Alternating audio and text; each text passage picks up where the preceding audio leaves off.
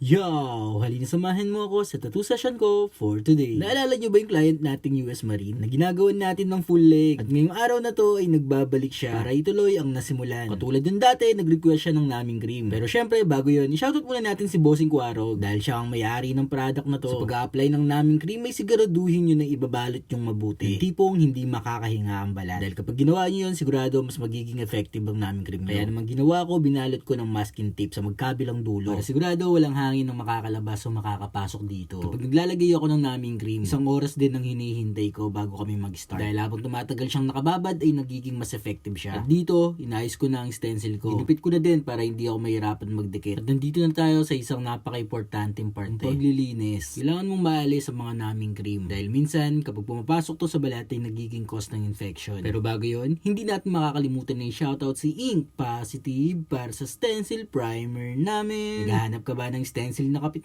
kay Ink Positive ka na lumapit. At dito nag-decide ako sa baba muna ang ilalagay ko para makapag-focus ako dito. Katulad ng dati, kailangan galingan, kailangan ko maging consistent, kailangan ko maging mahusay kaysa kahapon. Dahil kapag mahusay ka, maraming opportunity ang magbubukas sa'yo. At isa pa doon, mas mabibigyan mo ng magandang buhay ang pamilya mo. Kaya lagi mong piliin ng maging mahusay. At mapunta naman tayo sa mga needle na ginamit ko. Gumamit ako ng 23RM ng MO cartridges. Gumamit ako ng 5RL ng MO cartridges na available sa Lubao Ink Tattoo Supply. Kaya kung gusto mong score, PM lang kayo. At dito, nauna ako mag-bloodline. Para sigurado akong hindi ako mabuburahan ng guideline. Sa design na to, si Bossing ang nasunod. Ang unang ginawa namin sa kanya ay Medusa. 10 araw na rin ang nakakalipas. At pagkatapos ng 10 araw, at eto na naman siya at nagbabalik. Daladala ang pagiging excited niya. Matapos ang pinapangarap niyang tattoo. Pero kung excited siya, mas excited ako. Dahil sobrang sarap gumawa ng pyesa na ikaw lahat ang nagsimula. Tapos ang pinakamaganda doon, nagkaroon pa ako ng maputing canvas. Kaya naman dapat sulitin. Nandito na tayo sa mukha, pero dahan-dahan pa rin. Hindi mo kailangan magbadali. Katulad ng sinabi ko dati, kapag gumagawa ako ng black and gray, ay lagi ako nauuna sa light. Pero kailangan ay dahan-dahan sa pagbaon. At hindi mo kailangan lumalim. Yung sakto lang. Para hindi mag-imbow sa balat. Kailangan lang talaga natin tiyagain at mahalin ang bawat proseso. Dahil sa prosesong to, dito tayo matututo. Katulad mo din ako na gustong matuto. Kaya marapat lamang na mag-aral tayo na mag-aral, kapatid. At magbubunga din lahat. Dito, mapunta na tayo sa may tuhod. Ito ang isa sa mga kinatatakutan niyo na parte. Lalo na yung sa likod ng tuhod. Iniisip niyo pa lang ay kinakabahan na siya. Pero syempre, ako naman ay pinapalakas ko ang loob niya. Sabi ko ay, ano ka ba naman? US Marine ka, kayang-kaya mo yan. Huwag na natin patagalin at mag-tattoo reveal na tayo. Ito ang pinagpaguran namin ni Bossing. Sayang nga lang, itong warrior na to hindi natapos. Pero meron naman susunod. Kaya sigurado sa susunod tatapusin na namin to. Sobrang nakaka-excite talagang tapusin tong full leg na to. Ang dami kong tinry na technique. Hindi ako nag-focus sa isang haguran o isang technique ng paggawa ng black and gray. Talaga naman in-apply ko lahat ng kaya ko. Sa araw-araw na pagtattoo, dito ka rin naman talaga matututo. Kaya naman sulitin mo na. Pero ang session namin, hindi matatapos dito yan. Nung naramdaman niya na ang sakit dito, nag-iba kami ng pwesto. At dito, ginawa na namin ng tuhod. At ito ang natapos namin. Sobrang nabilib talaga ako sa tibay at tatag nito. Iba talaga ang nagagawa sa taong desidido. Matagal niya ng pangarap to. At ngayon lang siya nagkaroon ng pagkakataon para to pa rin to. Pasalamat naman ako yung napili niyang artist na gumawa nito. Kaya marapat lamang na gawin ko lahat ng makakaya ko. At naalala niyo ba yung Medusa na ginawa ko 10 days ago? Ito na yung fully healed niya. Sobrang saya ko nang makita to. Ito yung sinasabi ko na nauuna ako sa light. Yung ginawa kong technique dito is layering. At ito makukuha mong healed kapag in-apply mo yung technique na to. Hindi madali sa una. Wala namang hindi kayang gawin basta tsatsagain mo lang. Kaso nga lang, kapag ginawa mo tong technique na to, kailangan mo ng mahabang pasensya. At kahit malit lang ang gagawin mo, ay aabutin ka talaga ng oras. At sa lahat pala ng mga bossing natin na gustong magpa-tattoo sa Lubao Ink, mag-PM lang kayo mga boss. At maraming salamat sa pagsabay mo sa tattoo session ko